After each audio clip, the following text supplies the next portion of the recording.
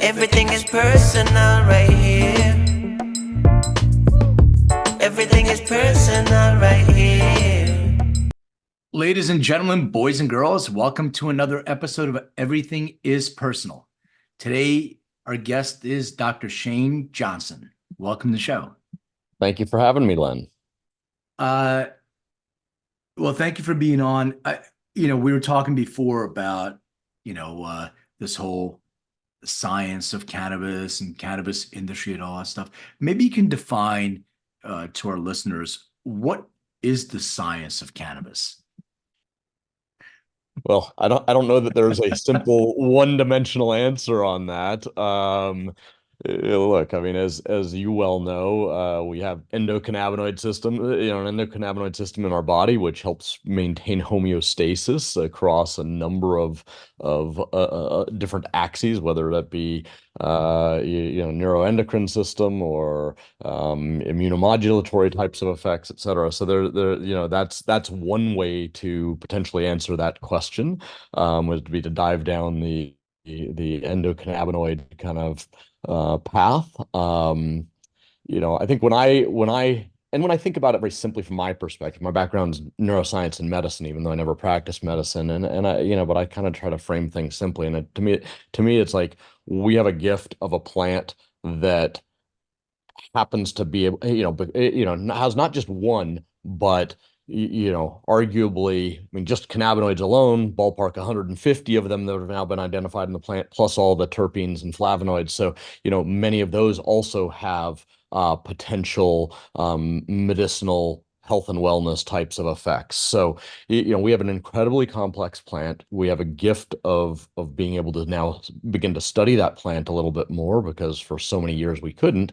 And when I think about the science of it, I think that we are in the, maybe we're now at the bottom of the first inning of a nine-inning game in terms of understanding the endocannabinoid system, the role of different cannabinoids, et cetera. So it is a very nascent field, and but super interesting and super compelling in terms of kind of what it does, what we know it does, and also what we don't know but we can speculate about. Yeah, I love that analogy of, because I used to say, we're a bat, at least we're a bat, but I like the word the bottom of the first. Uh, so going forward with this, getting to, the ninth inning, what are some of the biggest challenges that the industry must solve in order for us to kind of get out of this dark ages, or just move on to finally the next inning? Yeah. I mean, regulatory is a big one, right? I mean, even today we don't have it's difficult for researchers in many countries in the world, including the United States, to adequately research certainly the whole plant. Even though under certain states the plant is legal, but and then you've got all of the individual cannabinoids, some of which are intoxicating, some of which are not. But it's very difficult to do, to really do good research, partly just because of the regulatory framework and uncertainty. I think a lot of times, if you're if somebody's a researcher at a university, first of all, they have to get federal funding many times, so that can be difficult in this industry because of the federal regulatory challenges. And then two, just the institution itself, it's easier for them to just say, no, we're not going to really support that research, in many cases. Now, that doesn't mean that there isn't. I think we're starting to see more and more research. There's also a lack of education, broadly speaking, about this. I mean, I kind of got interested in this plant from a medical perspective because I credit it with saving the life of my, then neighbor's eldest son back, coming, I think, around 11 years ago now. And I was like, wait, with my background, how don't I understand this? I arguably went to one of the better medical schools in the world and had no clue. And now I think I think I heard a statistic that maybe about 10% of medical schools in the United States are starting to teach about the endocannabinoid system. Can you elaborate a little bit when you say, helped save the life of, like, what was the condition, or how did that? Sure. Yeah, no, it's this young man had a rare genetic condition called, or has a rare genetic condition called erythromelalgia. fibromyalgia. It's characterized by a mutation of the sodium channels, and those sodium channels are, well, they do a lot, have a lot of different functions in the body, but among them, you know, transport across the sodium channel can activate the nerves, so you feel pain or don't feel pain, or the, you know, whatever the case may be. And in his case, he had basically a sensation that his hands and feet were on fire. So it's considered by people who understand it to be one of the most painful chronic pain syndromes known to man. I think there's something like, I think it's probably underdiagnosed by a substantial margin, partly because it's so rare.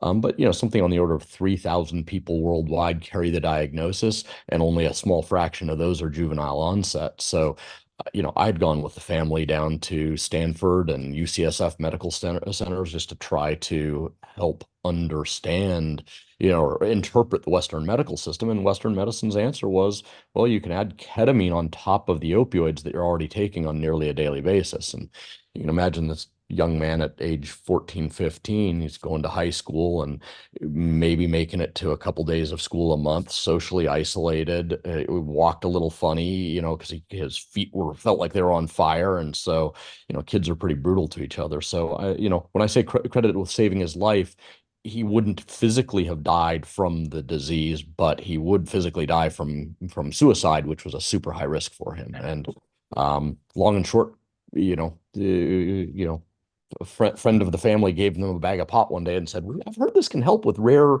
you know, pain syndromes and things. You might want to just try it. And they'd already tried acupuncture, Reiki therapy, you name it. And, you know, my friend John called me that, you know, this, you know, my son, like he went from an 8 out of 10 pain to a 3 out of 10 pain in, like, you know, inside of like 10-15 minutes, and got up and used the restroom rather than the bedpan in his room for the first time in you know, 3 days. And then half an hour later came downstairs and actually sat at the dinner table with us for the first time in a couple weeks and ate dinner and put his, you know, plate in the dishwasher. So you know, that's kind of that story, and that was what really got me interested in looking at research at that time, coming out of the Netherlands, Israel, places like that. And I was like, wait a second, there's some really interesting research here. This is worth me spending some more time on. It's an amazing thing because, you know, we sort of have this catch-all, right? There's all these conditions that we don't know how to address. Some that were genetically, you know, being epigenetically expressed because you have a genotype for that based on something you may have done in your lifestyle that you weren't aware of. And we have this category that we put these people in, that we treat the symptom that is being expressed. You just talked about, you know, opioids, ketamine. All right, let's disassociate it and numb the pain. Yeah. But we don't know how to address this. Even if it's an autoimmune thing, like you have an overactive immune response to something, how did cannabinoids, and we don't know for a fact. I'm just asking you for an opinion, not a diagnosis. How do you think that phytocannabinoids, or consuming that, how do you think it modulated that level of pain? What do you think was the mechanism? What happened? I don't know the mechanism. I mean, very candidly. I mean, this was a whole plant. It was had THC in it. I'm sure you know, he smoked it. So, you know, but the exact underlying mechanisms, there's so much we don't know, once again, about this plant. I do know that when his pain got really bad, because after further experimentation, you know, they kind of, as a family, figured this out. When his pain was really bad, he needed something that was higher in THC to kind of break through. And I think some of that may have just been, you know, it could have been both a reset of, you know, the self-reinforcing, almost you know, the opposite of the placebo effect, right? Where you Yeah. think something is hurting you and therefore it is, and it hurts more and more because you're focusing your mind on that pain, and the more you think about it, the more it hurts. I think that THC probably helps to interrupt that cycle. And we know that THC actually does have, you know, some you know, analgesic effects as well from research.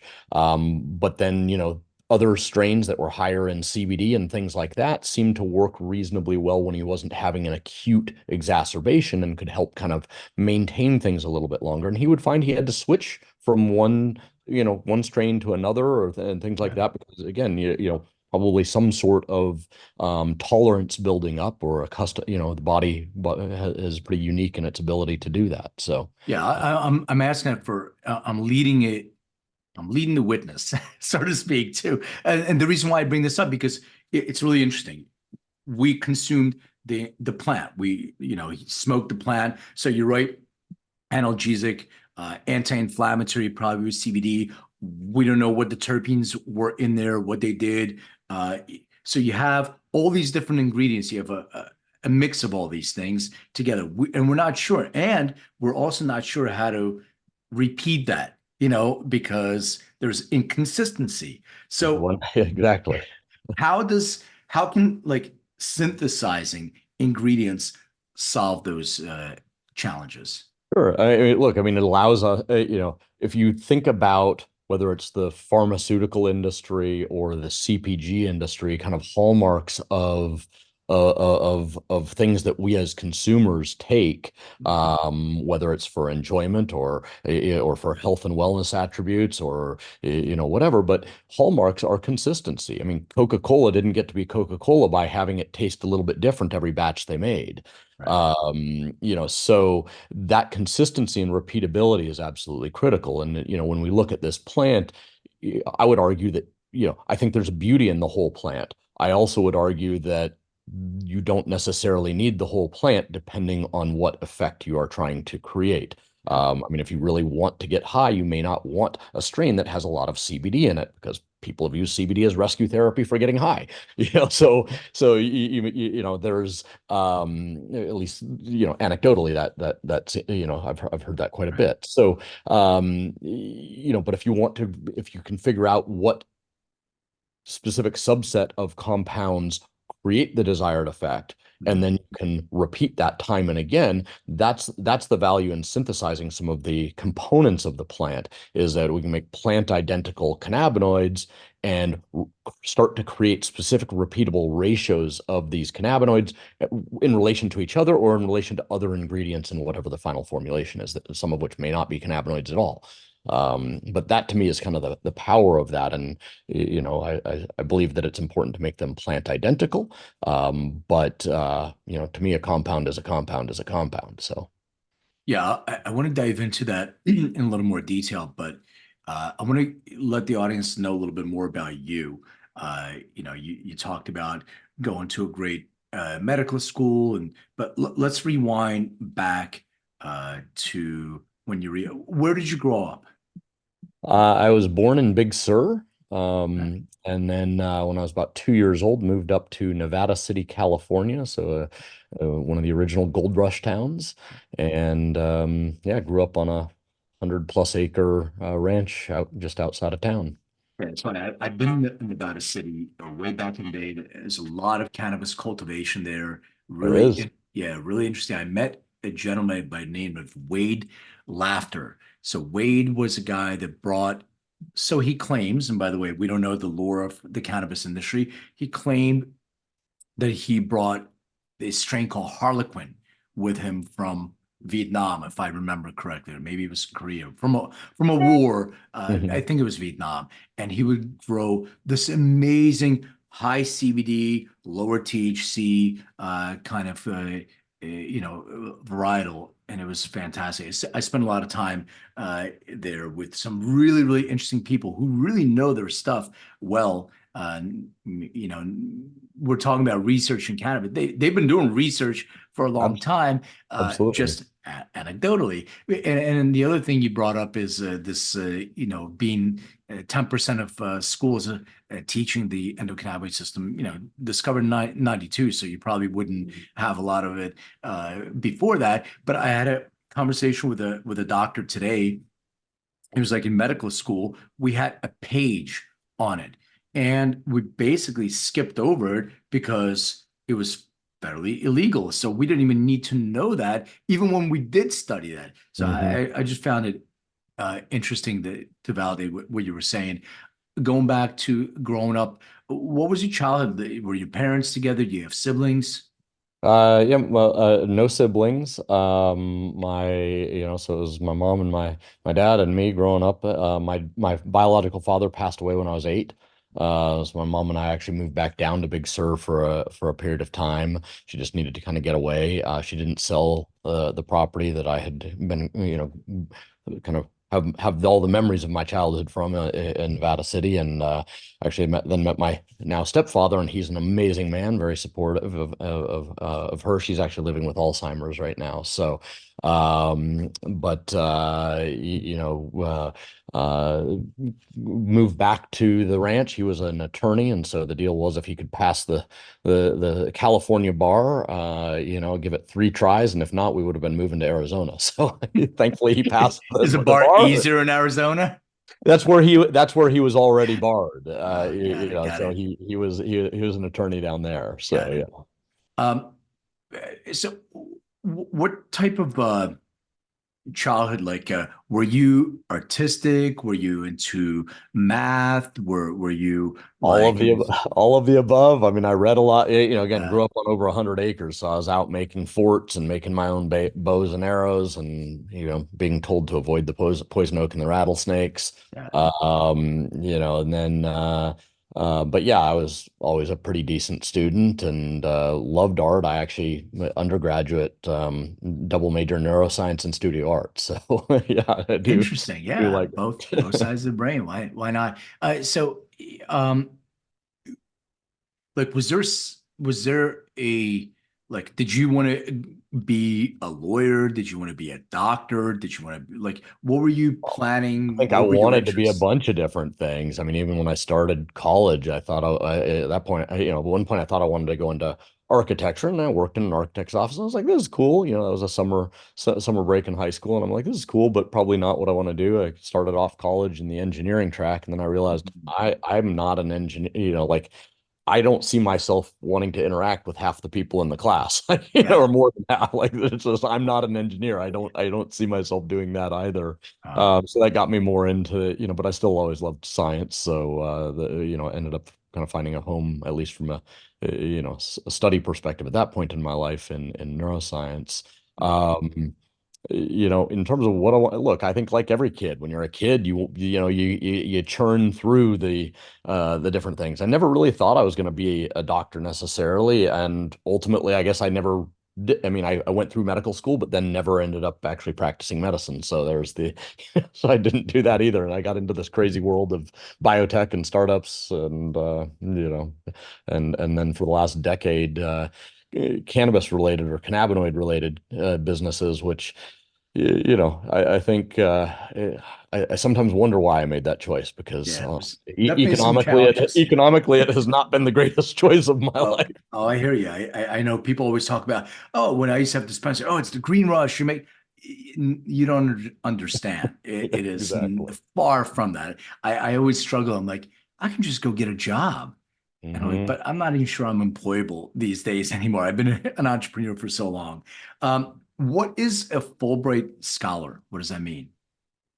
Basically, just it's a nice accolade. I mean, it means you're a pretty good student, and you apply for a grant and you get it. That happens to be, yeah. So you obviously looked me up, but no, I had a Fulbright to study epidemiology down in Bogota, Colombia. So I took some master's level classes in epidemiology between college and medical school, and I think it was really mostly an excuse to be in Colombia and it was a pretty fun place to be as a young man. So So I was leading there. I'm glad you went. You speak Spanish fairly fluent. Did you go get it in school, or was that like I'm going to Bogota and you got thrown in and you're forced to sort no, of learn? I took 4 years of Spanish in high school. I think like most people who do that, my Spanish was not that great from doing 4 years of high Yeah. school Spanish, but it was all right. And then somewhere in college, I took a semester off and started off actually for a month at an intensive school in a language school in Oaxaca, Mexico, and then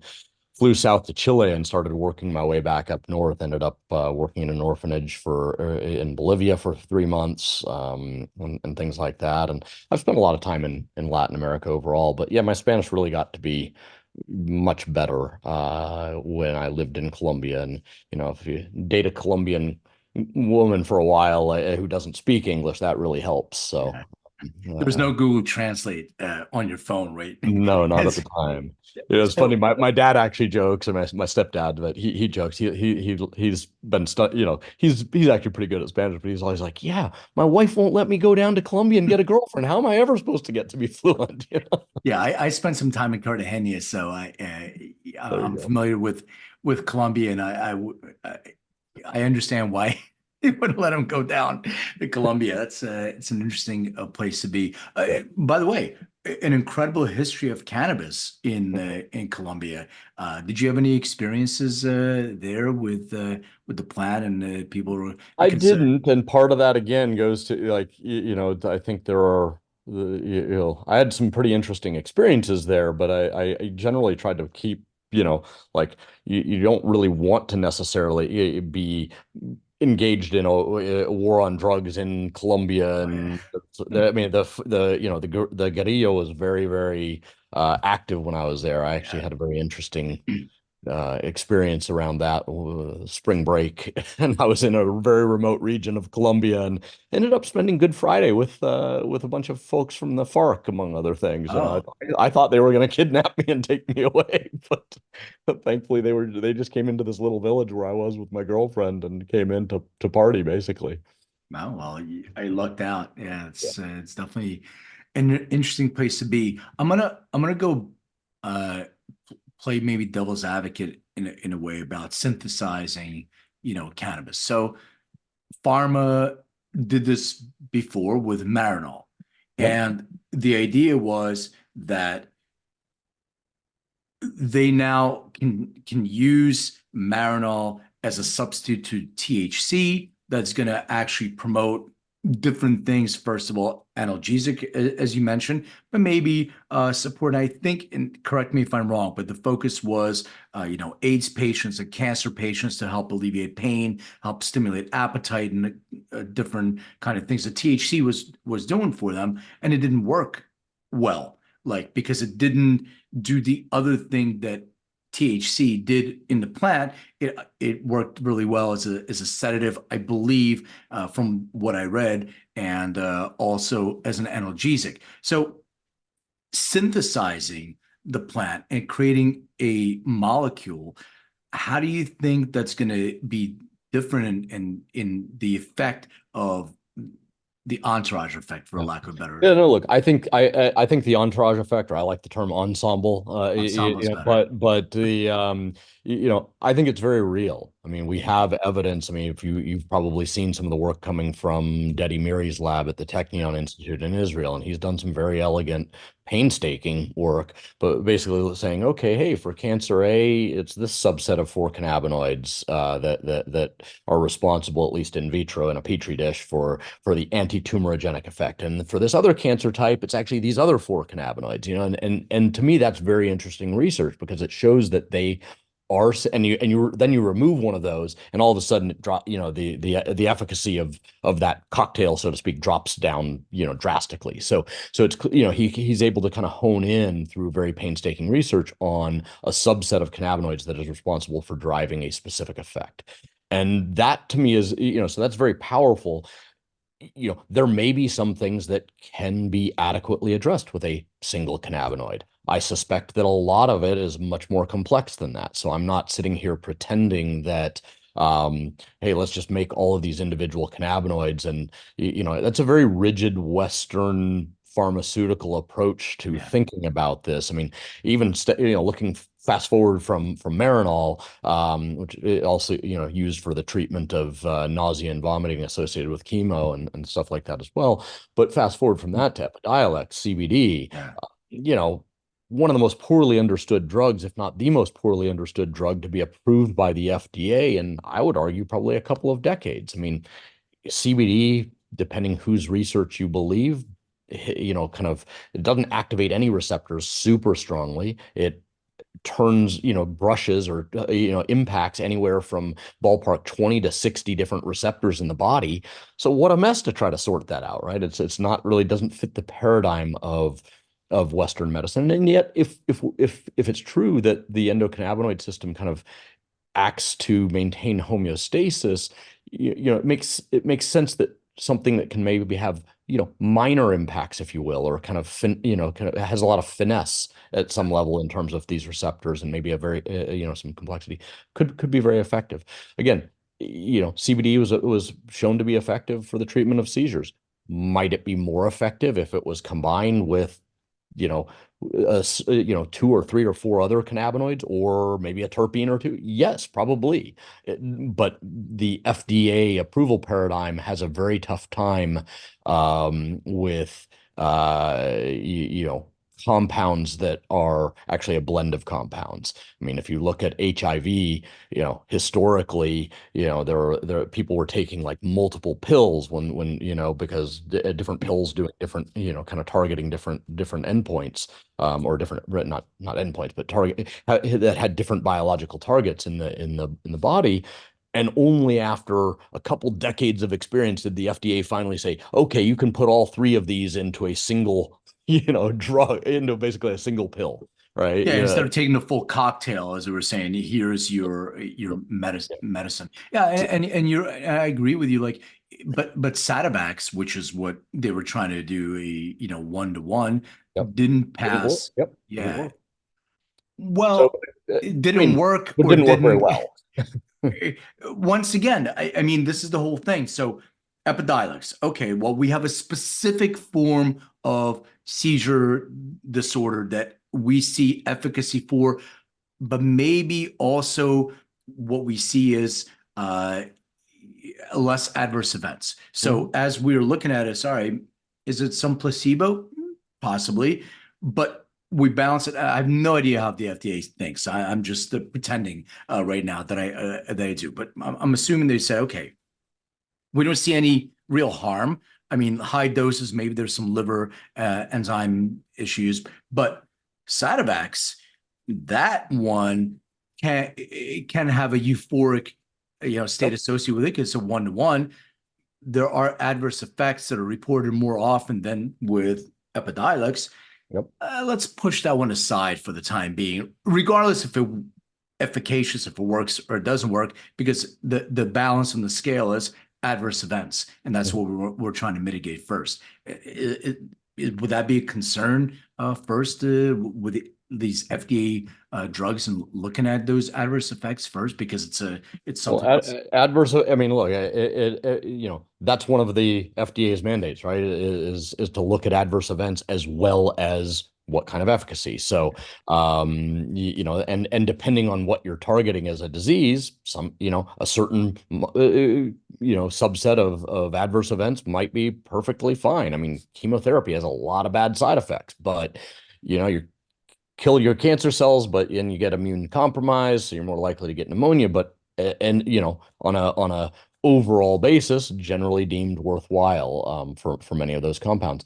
I mean, look, I think that, again, this is where we need more research ultimately. I don't think there's any issue with a synthesized plant identical compound. Great. It can even be added to a broad spectrum extract from the plant, because say we know that, a particular cannabinoid that's a rare cannabinoid, maybe by adding more of it, whether anecdotally or via, more rigorous assessment, maybe it enhances some other effect that I'm looking for. And so by adding it in, I can at least then create a ratio of, say, the CBD that's already in the broad spectrum extract and CBC, if that's a desired outcome. Or maybe you do a CBD isolate and a CBC isolate and be done with it, but that may not have all the same benefits. There's just a lot that's not known. But I think that mixing and matching actually becomes very, very interesting, at least in the current paradigm of not really having a full data set to work with. You mentioned rare cannabinoid or cannabinoid. What is a rare cannabinoid? So when I think about rare cannabinoids, I'm literally just thinking about those that are not as readily found in the plant. So you're not THC and CBD, very easy to, you can grow many strains that will have, high THC, have high CBD. Obviously, if you harvest earlier, you will end up with more CBG. That's a precursor. And I'm not going to, I'm shortening this because I'm not talking about the acid forms, which is actually what the plant grows. But at the end of the day, there are certain cannabinoids that the plant readily lends itself to somebody extracting and even isolating so that you can end up with highly pure CBD, THC, CBG straight from the plant, effectively, so with some purification Yeah, so extract. it would be like rare slash minor cannabinoids that are Correct. present in Yeah, the I plant. like the term. I personally prefer the term rare just because minor to me infers lesser importance, and I'm not sure that that's necessarily the case. Right, CBN in the plant would be a rare cannabinoid, right? Because right. they're dealing with something that's a degradation product of ultimately THC, but it just takes a long time, and nobody wants to sit there and put something in a closet, a dusty closet, and come back 10 years later and find, okay, now I've got, rather than 0.5% CBN, I've now got 30% CBN, like that. So we people use chemistry to do that chemical conversion. It's the same CBN that you find in the plant. Yeah, you uh, just leave that bag of cannabis on your dashboard in the car when when it's sunny out, and come exactly. back, in a few weeks, and you'll have some conversion on there most likely. I remember back in the day, it's you find that bag, you're like, oh my God, it's been there forever, and it's like, and you're couch locked with it, and what happened? Yep. That's what That's happened. that's part of what happened, exactly. But again, if you're looking to have access to these, then you start to it begins to make sense economically and practically to begin to pull in, whether it's starting with plant-based material, starting with some other starting material, whether it's using biosynthesis, where you're using yeast or bacteria to, and basic sugars as building blocks, or whether it's starting with what are also found in nature, but things like olivetol and citral and things like that, which again you can access from nature, or they can be themselves made, and used as the building blocks to create, in the lab, some of these cannabinoids. And again, to me, one of the most important things around synthesizing them is to know your science, so that if some cannabinoids may have no stereo center. There may only be one way that cannabinoid can exist. Others may have even a couple of stereo centers. So all of a sudden you've got multiple possible variants of that cannabinoid. The plant, in most cases, as far as we know, only makes one of them. So which one are you making if you're making it via synthesis? And I think that's an important detail that we certainly pay a lot of attention to, and I don't know that everybody out there does. We brushed by terpenes, terpenoids and terpenes and flavonoids, but just focusing on terpenes. So when you're isolating, or I'm sorry, synthesizing the different cannabinoids, are you also looking at synthesizing the terpenes and making those kind of combinations together with Yeah, both of we've those? we've talked about making terpenes as well. Again, a lot of this just comes down to resources and money and time. I mean, What do you but mean? We make a gazillion dollars. We're in the cannabis industry. It's a exactly. green rush.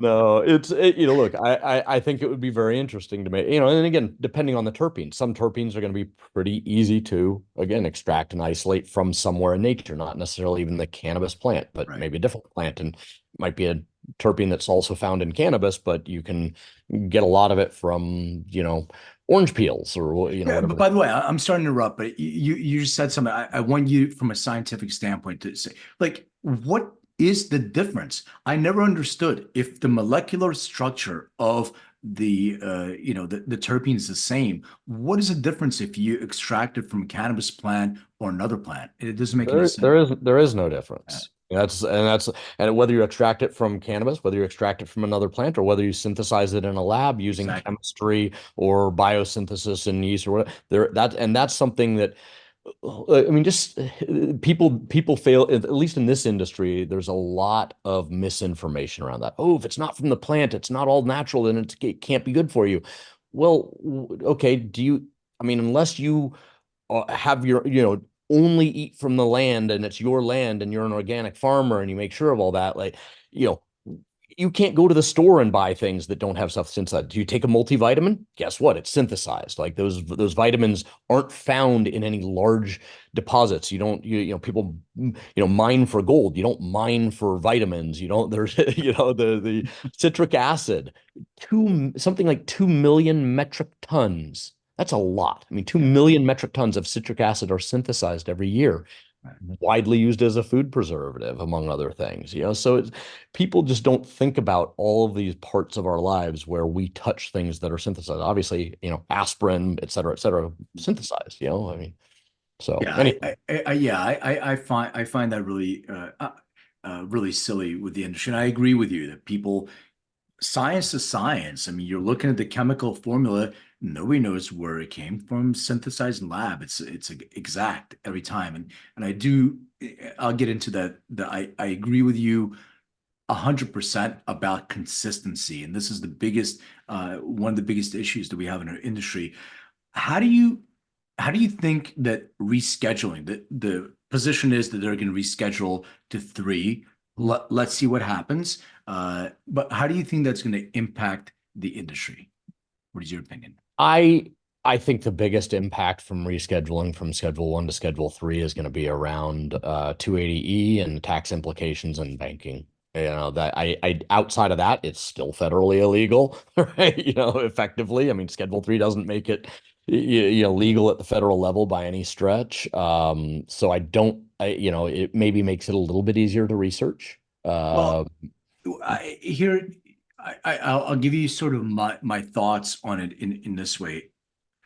Schedule 1, no medicinal benefits. Correct. Schedule 3, medicinal benefits. So yes, I think access to research will be available. And I really believe that we're getting positioned for a parallel path to drugs, to actual medication, and the consistency of something like a supplement. And I have no idea. I have no crystal ball. I have no insight into this. It's just sort of an opinion because I can go to a pharmacy and I can buy a controlled substance that is for a symptomatic condition. Yep. It helps with headaches or whatever. Here's my ID. I'm over the age, so I can get that product. There is no claim that it cures a disease or it's specific for a condition. So I think there is a path for this supplemental kind of road to take. And that leads to a lot of the research that you're doing for consistency. I mean, that's one of the biggest challenges that we have. And then I think there's a path to drugs. So I guess I have a question in trying to flesh this out in my head. Should we be targeting diseases specifically or symptomatic conditions like Parkinson's disease, or are we targeting the tremors and maybe the anxiety that's associated with Parkinson's disease, very similar to what Epidiolex did?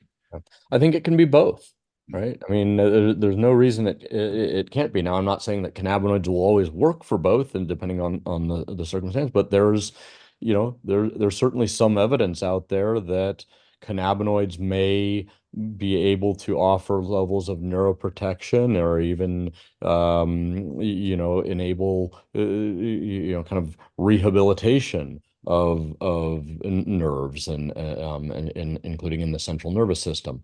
There's also evidence of it impacting anxiety. So so that's where you kind of look at it and go, there's no reason it can't potentially do both. Now, how much of that's going to get proven out in a well-run double-blind placebo-controlled study? That's a whole different thing. I mean, we could be looking at a fair bit of placebo effect, especially when it's around something subjective like anxiety.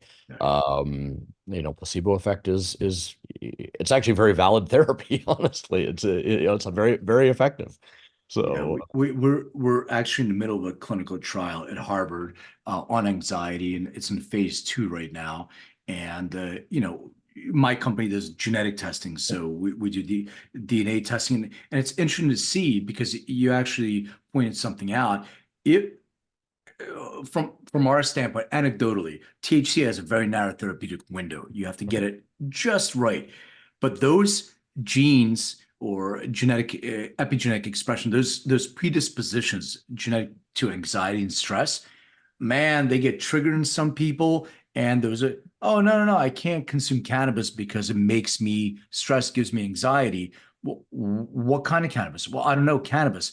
And it goes to what you're doing with you. What do you mean? And what else would you ever say that about? What other therapeutic product would you ever say that about? You're talking about a specific consistent formula. You know what it is. It's formulation X. And I go to formulation X and I get it in my vitamin shop in LA, and I get the same exact product in Philadelphia, wherever I'm at. And I think that's one of the challenges, in the industry that gets us out of the dark ages or gets us out of the first inning.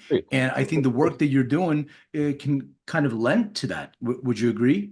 I do. I mean, look, I think if you can't have that consistency and repeatability, it's really tough to, you know, build the right data sets Yeah. to do the research. Because if I'm a researcher and I try to do a confirmatory trial, but I'm relying on getting Blue Dream, and the original study was done in California, and I'm over at Harvard in Massachusetts, and I'm going to study Blue Dream. Well, that may be a totally different Blue Dream. Like the genetics may be very Oh, different. what the hell is even Blue Dream? Because I remember I was working with medicinal genomics way back in the day, and Kevin McKernan. And Blue Dream was one of the chemical varieties that we looked at, and when we take it, it's called Blue Dream, but when we actually sequence it, it's all over the place. Oh yeah, So no. finding that consistency of what Blue Dream is and then replicating it, this is that's not a pharmaceutical mindset. Well, look, I'd be I mean, I think the work you're doing is fascinating as well, and you may be able to tell me some of what some of these rare cannabinoids do and roles and, and all that from the work you do. But to me, it's always interesting. I mean, I've kind of always had this vision, like of kind of the few because individual variations in our physiology. I mean, I've used the example many times. My mom drinks a cup of decaf coffee, and she's wired for a few hours. She can't go to sleep, I drink a triple espresso, and I'll just go straight down. And yes, I drink coffee every morning, but I can also go, not stop drinking coffee cold turkey. I don't get caffeine headaches, like a lot of people do. So there's so much variability that's different between people. I obviously shared a lot of genetics with my mom, and yet we respond very differently to just a simple example. So you know, how are you going to react to a subset of cannabinoids? It might be a consistent product, but if let's say you make a ratio product that has equal parts THC, CBD, CBC, CBG, and CBN for whatever reason, and it's a 1 to 1 to 1 to 1 to 1, right? You may respond differently to that than me. It would be very interesting with the right data sets if you figure out, okay, hey, this is with this genome, this is actually what based on all this cohort of data and maybe running some AI/machine learning types of models on it, you figure out, well, this would be a formulation that might work well for you for an anxiety, different from this other person over here who might need a different formulation. So I've always had this vision of like, the dispensary of the future being one where somewhere in there's a printer that basically has a bunch of effectively inkjet wells, but each one's filled with a different cannabinoid. And you can literally go in and say, here's my DNA on a chip. And then voila, somebody hits a button and says, here's the 3 top formulations that are recommended for you. We've given you a week supply of each one. When you figure out which one works the best, come back, and that's the one we'll fill you. We'll give to you from here on out. Well, But everything is personal. That's what you said. But by the way, that exists today. So being able, and we've done a lot of that research, being able to look at your genotype and find out what is your sauce, what is your secret sauce, what will avoid a possible adverse event, and then being able to send that with a QR code into a machine that is going to dispense your specific formulation that exists already. That's something that is in place. fantastic. Now, it's not readily available anywhere, but we've seen the machines and we've worked with them and integrated some of our research into that. I think the whole dispensary model itself, the way that we are treating this, It's community messed medicine. up. Yeah, I mean, Yes, the machine I, exists. I I use Yes. the term colloquially. I don't mean like it needs to be a dispensary per se, Right, but right, right. It's interesting you brought genetics, and we don't do this in medicine anyway. Doing it in cannabis makes total sense, but we don't do this. I go to the doctor. Doctor says take two of these. Well, why am I taking two? Do you know that I'm an ultra rapid metabolizer, and that goes into your coffee thing? So I did my parents' genetics. My mom has all these genes. My dad doesn't have them, and I have one that's similar to them. So it was interesting. Just because your parents have it doesn't mean that you're gonna inherit everything. You inherit a combination, and it's absolutely. yeah, and you could be a rapid metabolizer of caffeine, and your mom can be a slow metabolizer of caffeine, and it's polygenic too. So that can affect another genetic predisposition that can trigger a gene. So it's not just one off. It's complicated. Maybe that's the reason why the pharmaceutical industry said we're staying away from genetics. We're just going to give you, it's this group in the middle, 30%, 40% efficacy. Good enough. Stamp and let us get it through as long as it doesn't hurt too many people. But you said, like, having those black box warnings and going back to like the work that Dedi is doing. I find it fascinating. Now he's using AI to help him rapidly develop some of that stuff. But there's a lot of genetics involved in that too, because yes, it's modifying the cannabinoid and maybe terpene profile in that petri dish, but the cancer itself associated with the individual who has a certain genotype, that can change. That formulation can change for that individual person and that individual's cancer also. So we can keep going down a rabbit hole and peeling it back, but at some point we have to say, okay, going back to what I was saying, we have a condition that we know that we're treating the symptoms of this condition, and perhaps cancer. Right? We'll use cancer. You talked about we're addressing nausea, we're addressing pain, we're addressing maybe sleep, perhaps, and we're hope, and this isn't creative for that. Maybe we're adding to apoptosis as well, and that is the Uh, byproduct of that too. yeah, I mean, if that like obviously if cancer cells can regain the ability to undergo apoptosis, that's the holy grail right there. Right, right. So. So in med pharma, besides besides synthesizing cannabinoids, what is the goal? What is your mission?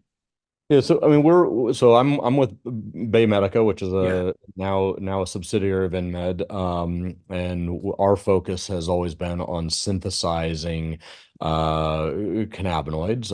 So we synthesize both rare plant identical cannabinoids for kind of a commercial business, basically sell that as bulk ingredients, if you will. right. And there's we sell four right now today, so not a huge portfolio. And then we also have historically made novel analogs. Now, those are not found in the plant. So, but it's in many cases making a series of small tweaks, little variations of what you do find in the plant. Because you know that most of what's in a lot of these cannabinoids in the plant, there's data showing that they're bioactive. They actually have an effect, and that's in the pharmaceutical world, that's a huge thing in the first place. Can you find an effect at all? So if you start with something that's already known to be active in a certain at a certain receptor or what have you, or to treat possibly treat a certain symptom or help out with X, Y, or Z, and you make a bunch of variants of it, there's a decent probability that one of those variations, one of the novel analogs in this case, might be better than what is found in nature for effect X, generating effect X, and with a side effect profile that's no worse. And so that's kind of the goal of that analog program, and that's one of the areas where InMed has now been taking some of those compounds and pushing those forward for the clinical pipeline. Got it. What is, in your opinion, what is the future of cannabis science? Like, where are we going with this in the next 5 years? 5 years. Well, I think we will see more FDA approvals probably in that time frame. There's quite a bit of work being done on the in the clinical trial realm. So I think, that's about the time frame I would expect to see another, one or more approvals of cannabinoid based drugs. Um, I think that look, I mean, the work you're doing, the work we're doing, I mean, some of these are tools at the end of the day, that, that can be used to gain a better understanding of some of these compounds as well, and ultimately, the range of effects that you can get on the human body. So I just expect to see, I mean, if you step back for a moment and just think about where we're coming from, which is a history of a war on drugs, nobody's doing any research. We effectively had,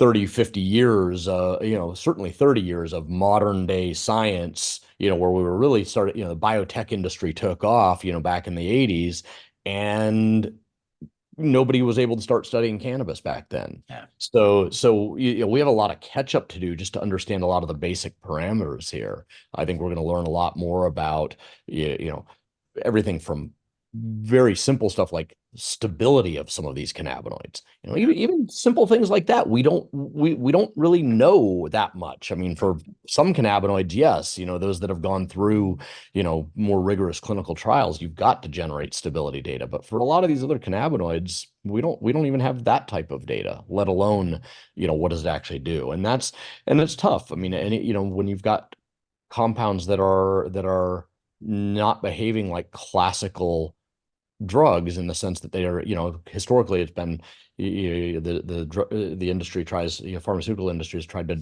find what's the best, kind of lock and key fit, right? So there's a receptor there's the lock. What key is going to really, be the most effective at opening that lock up or shutting it down, as the case may be. And with cannabinoids, they don't tend to behave that way for the most part. I mean, this THC and the CB1 receptor, that's closer to kind of classical drug development. I mean, THC seems to mostly, or that class of compound seems to mostly act at the CB1 receptor, but most of these other non-intoxicating cannabinoids, from CBD, CBG on to the more rare ones, there's just very little known about them. I mean, you look at how many receptors get touched by some of these, and again, it's super complicated. So really tough to figure out what are they doing. So anyhow. And I agree with you on the stability thing. I think the work that you do on a rare cannabinoids is very, very important, because shit, we don't even know how CBD really functions, and we have a drug on the market that is sold for an exorbitant amount of money. That's a whole separate conversation. And we're not even sure what the exact mechanism is. So the work that you're doing is truly. Well, truly I think it's just important. adding to the extent that at the end of the day, if you believe that the entourage or ensemble effect is real, and you understand that there are all these different receptors that are being kind of hit by these natural compounds, but or lightly brushed, maybe is a better term, not hit. What does that subset look like? I mean, I think it's very interesting, and be interesting to couple some of what we do with some of what you do. I mean, look at mRNA expression and how that varies for, take a small cohort of 5 cannabinoids even, and just, I mean, the number of various ways you could put those together it's huge. I mean, when you think, if every cannabinoid only had a binary impact, right? Yeah. I mean, it was, still, if you've got 150 of them, well, 2 to the power of 150, that's a lot of different permutations. And there's so many, and also in addition to that, there can be contraindications between the different cannabinoids. One can be affecting the efficacy of another. You have Absolutely. methylation, you have method of consumption. Are you inhaling? Are you sublingually delivering? Are you oh shit, now you're dealing with a You have metabolite. first pass metabolism, Right. and exactly. Yeah. So, I mean, the complexity, but look, you said this earlier on in the conversation. I just want to reiterate how important it is over and over and over, because to me, the biggest challenge in anything with our industry is this consistency. Whatever we do on the genetic side, whatever we do on the suggestion side, you still have to be able to go to a dispensary, unfortunately, but whatever. You have to go to a facility to go get that. Number one, it's inconsistent in from dispensary to dispensary. Number two, it's inconsistent from cultivator to cultivator. All right, you're extracting. Well, what are the standards of extraction? What are the testing? All that stuff. I mean, that's the first step. Look, It's this is what actually got me ultimately to start Biomedica, along with a couple of seasoned biotech PhDs, who know the various approaches to synthesizing things better than I do. yeah, But I actually, with this young man's father I mentioned towards the beginning of this call, who has this rare genetic disorder, we ended up applying for and got a license in northern Nevada, where I was living at the time, to basically start a cannabis cultivation and manufacturing company.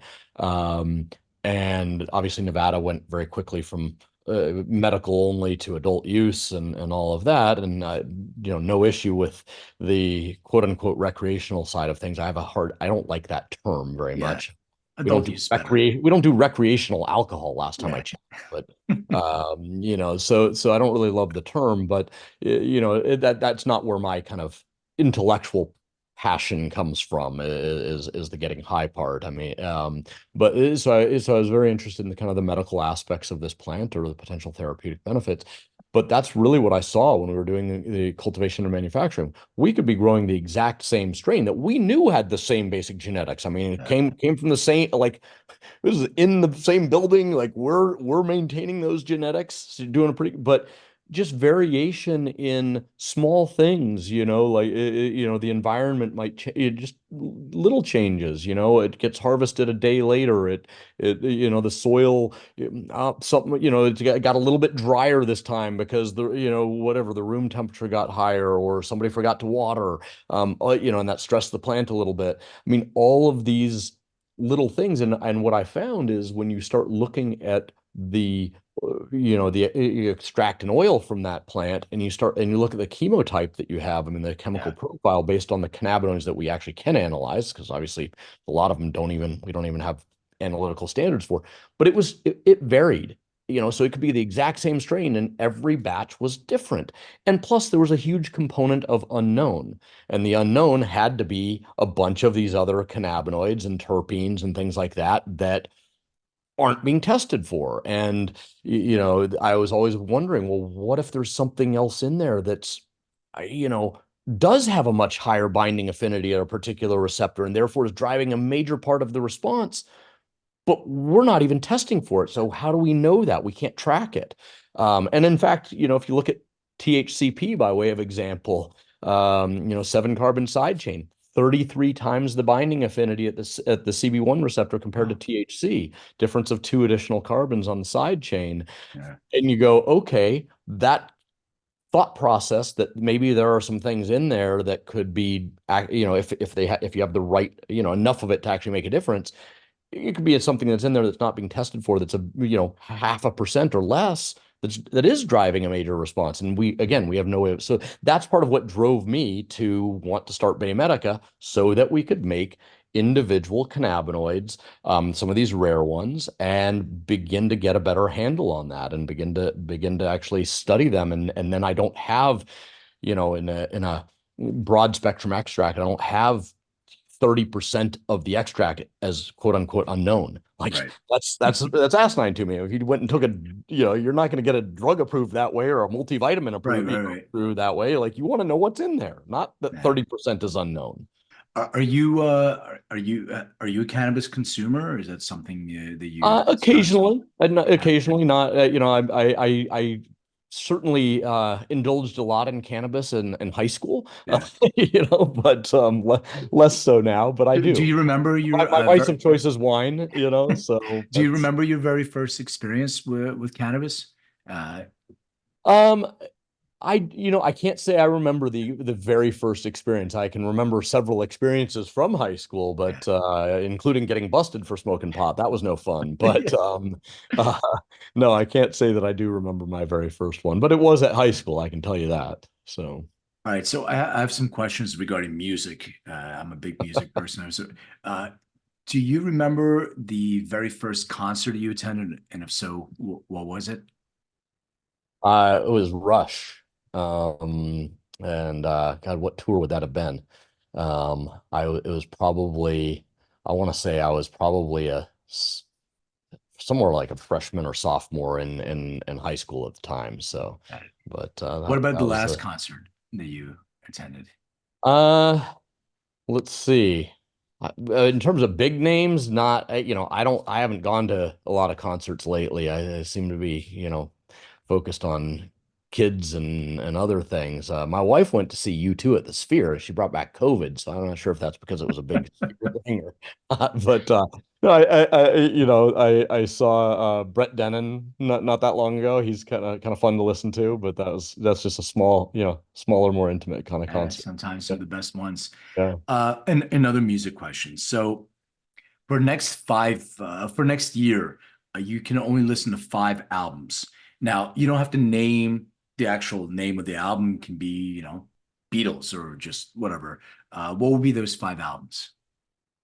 Well, I confess I love Supertramp. And actually that's one that's funny for me because Roger Hodgson actually moved to Nevada City when I was younger and rented a house from my parents on their property. And so I remember him coming over and playing a 12-string guitar and stuff, and I thought that was so cool. So that's one of my favorites. Uh REM is a classic one for me. Um, oh boy, let's see. We start going probably, yeah, I don't know. Dire Straits, I've always loved. Rush, I mentioned earlier, that's one I've always loved. So, I'm definitely more in the classic rock, side of things. Yeah, one So, more. oh, one more. I'll pick, uh, I'll pick Talking Heads. Cool. Um, what has cannabis meant in your life? Wow. For me, it has definitely been a stressful journey. So that's part of what it has meant. I mean, it really has been just the nuances of this industry. And, when I had the cannabis company, you're getting bank accounts shut down and, all of that. It's been not always easy to make payroll and stuff like that. So again, there's it's been a big personal, kind of for the interest in the intellectual side of it and my belief that this plant or the components of this plant can offer a lot of positives to humankind, it has not come at no cost. Yeah. Um, so that kind of sums up, I think, probably my where I come from. Like I'm still doing it. I Yeah. still am passionate about it, but man, it's been a long and tortured road. Oh, it's not easy for sure. All right. So, final bonus question. Please describe what your room looked like growing up. Oh, let's see. My room growing up, well, as I mentioned, on a 100+ acre farm. So, and my room was on the side of the house facing kind of the small little creek. That more or less, it runs year round, but definitely more water in the winter. But I definitely remember, opening the window at night and in the summertime, all the crickets. Love the sound of crickets. And just filling the night air and frogs as well. So that's kind of a big part of it is just that natural side of it. The room itself, I actually had a mattress most on the floor most of the time when I was a younger kid. To have a bookshelf with back then there was no Google. Amazing. I actually had the Encyclopedia Britannica over in a corner, and then I had a bunch of other books I love to read. Yeah. I grew up mostly without a TV. My mom actually borrowed a TV when I was younger from my grandparents because I went to a Montessori school, so I learned the alphabet phonetically. Yeah. And she thought that I should probably learn my ABCs instead of my ABCs. And so Yeah, I still remember the very first day they were going over the letter W, and I came running into the kitchen at the first commercial break. I'm like, Mom, this is stupid. They're trying to tell me that a W is a W. You don't say W what? You say what? It's a W. Yeah. Anyhow, that was off topic compared to the room, but as I grew older, obviously the room changed a little bit. Just in terms of things I had on the walls and whatnot. You had some posters in the walls. Couple, not so much posters. I mean, I probably high school I got into the Yeah. posters, but I actually went away to a boarding school, my own choice. The local high school was originally built for like 1,000 kids and had, I think, closer to like 3,000 kids or something like that. So it was just overcrowded, and my grandparents gave me the opportunity to go away. But no, I mean, like went to a summer camp where I learned how to shoot a 22, and I remember there was a rattlesnake coiled up under the house, so I ended up shooting it with a 22, and then I skinned it and put the skin up on my wall. So stuff like that. That's interesting.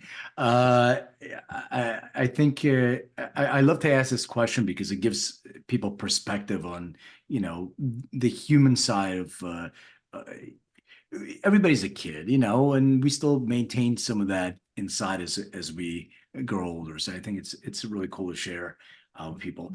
Shane, I really want to thank you so much. Where can people, connect with you, find out about more about your work, whatever else you want to share? Yeah, feel free to reach out anytime. You can find me on LinkedIn.